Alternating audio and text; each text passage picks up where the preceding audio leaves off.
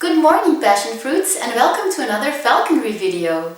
This is not a rant video about hate comments or haters, because I know you guys don't like that, and you're absolutely right. I shouldn't give haters any attention whatsoever, but in some cases I do find it useful to respond to ignorant comments, because you guys are here to learn about falconry, and I think it is useful to respond to some ignorant comments if I explain why they are so false and ignorant. So from time to time I get comments that aren't really hate comments, but rather people expressing their thoughts and opinions after having watched one of my videos. There's nothing wrong with those kinds of comments, even if it are negative comments, but what does bother me is that often the people who are being negative display in their comments, without even realizing it, how little they actually know about falconry. And what bothers me even more is that often people who don't know anything about falconry either jump on the anti-pet owl wagon, because to them the comment makes absolute sense. Okay, Lucky absolutely wanted to sit on my shoulder, and because I'm wearing a very thick sweater today, I'm going to allow it. Because these past few days I've noticed that her talons are sharper than usual. And that's completely natural. This is how she naturally wears off her talons. Like sometimes they become very thin, which is why they are sharper then, and then they break off, and that's why I never have to cut or clip her talons. But let's go on with the video. Today I'm making this video to give people a bit more knowledge about the subject and to show how dangerous it is to judge something you don't know anything about and jump to conclusions. I consciously used the term ignorant instead of dumb or stupid, because I honestly believe that the people leaving these comments aren't stupid or dumb. I just believe they're being ignorant, and that's not an insult per se, because everyone is ignorant in multiple areas of their life. Let me give you a quick example. I love horse riding, but I am in no way qualified to give horse riding lessons, because I haven't been in the horse riding world for long enough to even own my own horse or give any advice to people about horse riding. I do not understand horse language well enough yet. And this causes me to be ignorant in that area as well. For example, and this is just a hypothetical situation, because what I'm going to say is never something that I have thought about, but it's just hypothetical. So let's just say I'm a beginner rider watching a YouTube video of this girl riding her horse, and suddenly the girl loses her balance and she falls off of the horse.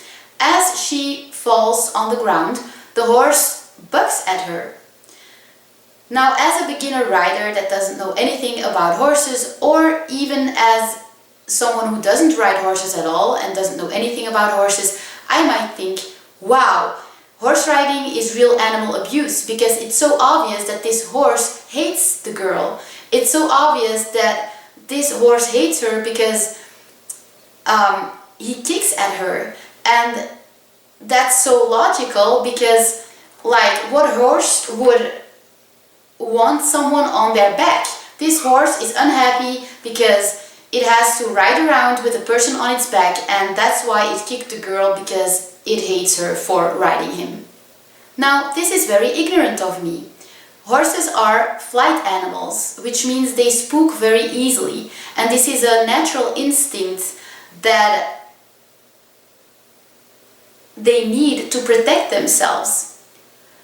If a horse, for example, feels something touching their behind and they can't see what it is, they will kick and buck, because they automatically think it's a predator trying to eat them.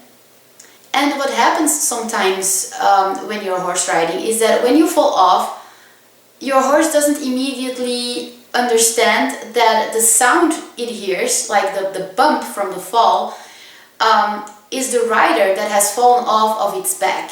So it will spook and kick because it doesn't immediately understand that there is no danger, that it's just a person that has fallen off of its back. So it wasn't really the horse's intention to kick the rider, it was just his natural instinct to kick, just in case it would have been a predator. So I just wanted to give you guys that example to show how everyone is ignorant in some areas of their life, and there's nothing wrong with that. But I think that people should be aware of the fact that you can't judge something you don't know anything about. Be careful with judging. So let's just take one recent ignorant comment that was made on my channel. And this comment was made on my video titled "Going on a bike ride with my barn owl." I will link that video in the description box down below so you guys can rewatch it if you want to. I'm not going to mention the name of the girl who commented this. I have nothing against her, I don't hate her, I don't blame her. I'm just using her comments, which she posted openly and publicly, to give people more knowledge about falconry. So in a way I should even thank this girl for commenting. So if she's watching, just know that I'm not mad or anything, I don't hate you, I don't think you're stupid or dumb either. I love you either way, even though you made a negative comment on my video, okay? So this is what she commented. Owls are not lazy. They get out of shape very quickly, which is why they have to be flown in flight cages until they have built up their endurance. In the wild, the more they fly, the more calories they expend and have to hunt for. And the more they fly, the more easily they attract attention from predators such as great horned owls, which kill and eat barn owls. I don't recommend ever taking an unreleasable owl outside. I really hope she doesn't lose patience with the owl. The owl is not a bitch. Owls cannot be trained to do our bidding. That's the beauty of owls. They are not dogs. I wish she'd stop calling the owl bitch when she doesn't do the human's bidding. The owl is not being a bitch. How is the owl supposed to know what this annoying human wants her to do? The human is unbearably impatient with an animal that is truly a wild animal. The key to working with wild animals is patience, not trying to get them to perform and do our bidding as if they could be good or bad. Apparently she's training this owl, but to do that you have to keep them underfed and hungry a lot of the time. Why not just enjoy the owl as he is? Let him be who he is and not who you are trying to make him into. Okay. Yeah, I know. Yeah, read the ignorant comment. I know.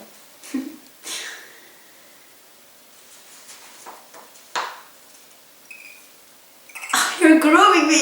You're preening me. Ah! Wow. You should have done this a few videos earlier so that I could put this footage in my earlier video that I've just posted today about preening. Your timing is so bad. But okay. First of all, owls do not need to be flown in flight cages until they have built up their endurance. That's complete BS. If you start training an owl that isn't used to flying, it will build up its endurance automatically. You know why? An owl that's not used to flying will not fly more than 1 or 2 times. It will only start flying more when it's ready to do so. They build up muscle and endurance pretty fast though, so the first days you're going to fly your owl, it will only fly 1 or 2 times, and then a week later it will fly 4 or 5 times, and a few days later it will fly 10 times. It depends on the owl's weight and if it's ever been trained before. If she meant that the owl should only be flown in flight cages because of the fact that owls who are out of shape are likely to fly away instead of being fully focused on their trainer, then I'm disappointed that she doesn't know about flying leashes and telemetry. I'm not against flight cages, but I don't think they're necessary either. Second of all, she complains about me calling Lucky a bitch whenever she doesn't do what I want. And she says I'm unbearably patient with her. Has this girl no sense of humor? Yeah, I know. I was making fun of everything that happened in that video. I explained to everyone in the beginning of the video, before I even began the training, that Lucky probably wasn't going to fly because she wasn't at her flying weight. Every other falconer would be like, oh yeah, well then the owl probably is not going to fly, but yeah, you need to take it outside anyway and try, because that way you can make the bird understand that no flying means no food until it's on its flying weight. If you are teaching your dog a new trick, are you going to be like, well, he's not going to do it because it's only the second time that I've tried this with him, so yeah, I should stop trying and just don't teach him anymore? No. You know that it's going to take time for the dog to make the link between the treat he's going to get and the movement you want him to do. Once he understands what movement he needs to do in order to get the treat, he'll be fine. It's the same with flying an owl. An owl needs to fail first in order to understand that not flying, aka failing, means no food. Anyway, I wasn't calling Lucky a bitch because I was angry or annoyed because she wasn't doing what I was asking. I was just making fun of it because I already knew that that was what was going to happen.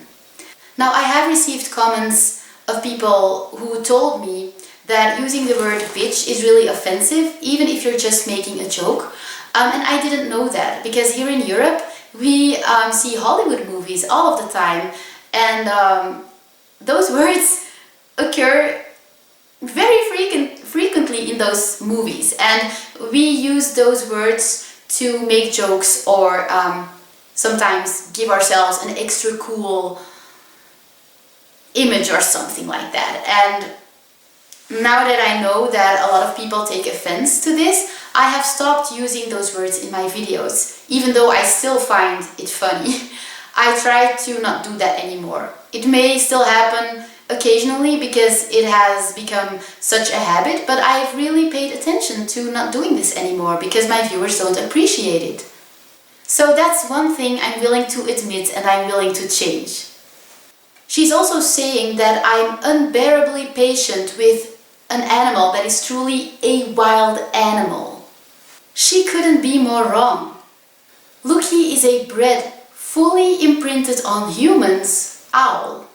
There is nothing wild about her anymore.